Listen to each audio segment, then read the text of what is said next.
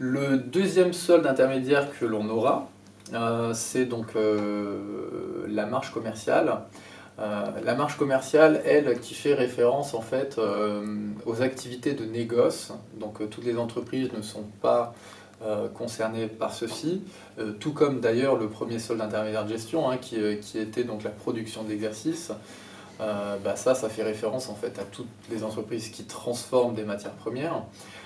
Pour les entreprises qui font en fait une activité de négoce pure et dure, c'est-à-dire qu'ils achètent et ils vendent ce qu'ils achètent sans le transformer, là en fait voilà, ça fait référence au deuxième solde intermédiaire de gestion qui est la marge commerciale.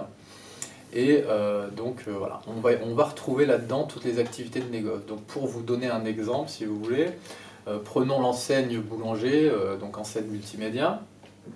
Eux, en fait, simplement, hein, ils vendent plusieurs marques et ils ne modifient pas les produits, donc ils ont une activité de négoce. Par exemple, ils vont vendre du Bose, donc ils achètent le Bose et ils le revendent sans le modifier. Donc ça, en fait, cette opération va dégager une marge commerciale. Et par contre, Boulanger, effectivement, développe aussi des produits donc de marques de distributeurs, de leur propre marque. Et là, il y a bien une production d'exercice parce qu'ils vont devoir acheter des matières premières pour les transformer et donc ensuite pour les vendre. D'accord ? Donc lorsqu'il y a une modification, cette production de l'entreprise, et lorsque on vend exactement la même chose que ce que l'on achète, c'est donc de l'activité de négoce et que l'on retrouvera dans le paramètre de la marge commerciale.